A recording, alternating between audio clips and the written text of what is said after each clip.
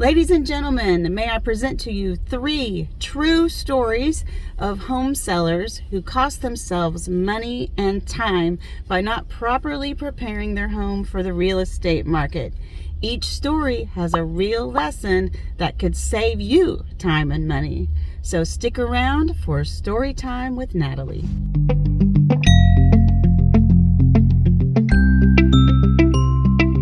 Welcome to Story Time with Natalie. The last 2 days I've been thinking about some stories from different people's homes I've sold. And I just thought they were good stories that would help you if you're planning to sell a home in the near future. So first I'm going to tell you about this couple. I didn't know them ahead of time. I'd sold a home in their neighborhood, so they called me to sell their home. I went to their house and we had a meeting and we discussed all the data and the comps. I always ask my sellers, what is the most important thing for you to get out of this home sale? What would make this a win for you? Is it, the price? Is it how fast it sells? Is there something else, that is really important that I need to know? And they indicated to me that their goal was to make as much money as possible. For me, I was hoping to list the house for about $375,000. They wanted $400,000. They had really had that set in their minds. It's doable. I said, okay, let's go around the house. So what I do with all my sellers is we go room to room, interior, exterior, and we make a very detailed list. It's Natalie's wish list. It's maintenance items, cleaning, decluttering, and home staging. Every once in a while, it may involve remodeling, but those are the main 4. And I explain up front. If your goal is to make as much money as possible, to sell at top value, do everything on this list.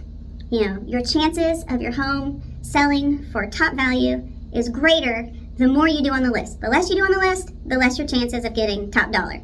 So in this house, it's not like a designer house. They have nice stuff. It's not anything you would put in a magazine. And eventually I realized that they are not gonna do everything on the list. We get to the family photo gallery hallway. I'm asking them to tell me who everybody is and let them brag on their family a little bit. And then I say, okay, we have to depersonalize. So I need you to take all these hallway pictures down. And she flat out says, no way, I'm not doing it. I said, well, how about you take down all of them, but like 2? No, I'm not going to be inconvenienced and uncomfortable in my own home while I'm selling it. And that ended up being the attitude for quite a bit of us walking around the house. So when the time came to put the house on the market, they had done about 60% of the list. So the point of this story is that their house didn't sell. It sat on the market for the full 6 months and didn't sell. I want to emphasize how important home staging is. Even in a seller's market, home staging is super important. And it's important that your goal, selling your home for top dollar, and your willingness to do what it takes to get top dollar need to match. And if you're not, then you need to adjust your goal. Are you also open-minded?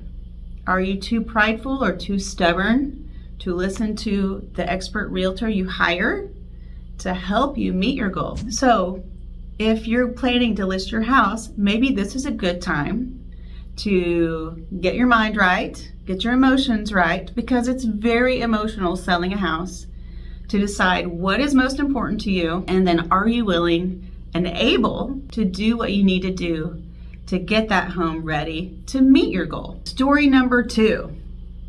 Okay, so I had another home seller.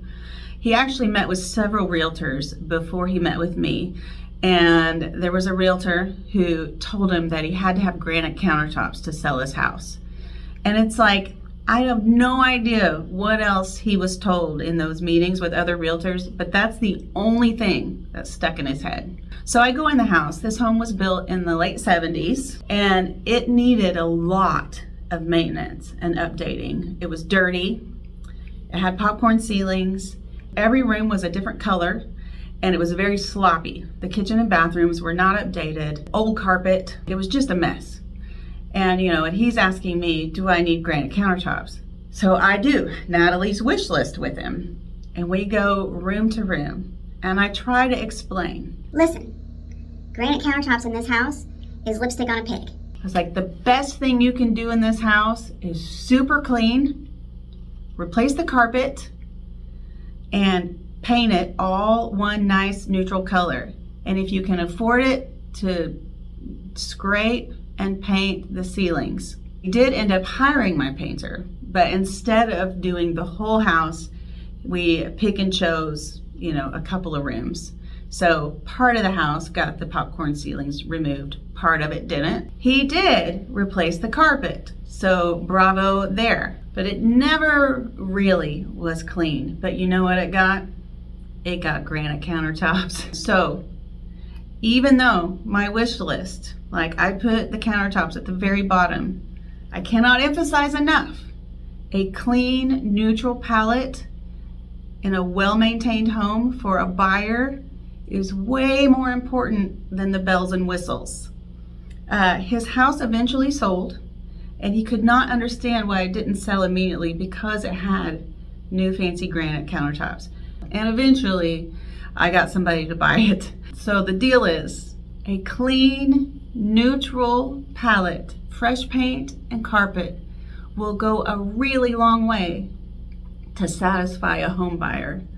There is no reason to go out and spend thousands of dollars on fancy updates if you don't have a clean, neutral palette, nice paint and carpet, and maintenance. And today this reminds me of story number 3. So let me tell you another staging incident. So this isn't my listing, but back in September I had some buyers and we were out looking in Piedmont, and there was this really nice home that's probably only 5 to 10 years old, and the pictures online look really nice. It's a lovely home, and we go in the home and it is very nicely decorated. There is, everything goes together. There is not a thing out of place in this home. This home, we would call it, like modern farmhouse. It's a bit rustic, a bit country, but really cute and thought out. Every surface had something on it. Every wall had things hanging on it, but it all went together. There was not a thing out of place. It was lovely. So my buyers come in and they are walking through the house, and the whole time they are oohing and awing over this place. And we're looking at all the pictures and all the blankets and all the flower arrangements and all the cute little things all around the house. And when we are leaving, they say, Natalie, you've got to tell these people how lovely their home is. But guess what? Never once in the 15 minutes we were in that house did they imagine themselves living there. Not once. Lovely home, could not see themselves living there. And I sent feedback to the realtor. I was like, look, it's gorgeous, but they've got to take 50% of what's in there out. My clients spent the whole time looking at their stuff and not the house. This house should have sold in 1 to 2 weeks. It took 2 months to sell this house, and they ended up going $20,000 off their list price. So all of you that have professional decorators, or if you are a decorator yourself, know that when you sell your house, you have got to pull back. You've got to remove a huge part of your decorating because you don't want people looking at your stuff. You want them looking at your house. You want them to imagine themselves living there. So if you have a lovely home and your friends are always telling you how gorgeous it is, when you sell your home, you have to change your whole mindset. You have to be willing to box some of it up because people need to look at your house and not your gorgeous things.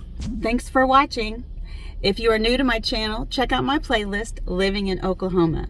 And if you're planning to sell in 2024, contact me at oklahomahomeseller.com for your own Natalie's wish list.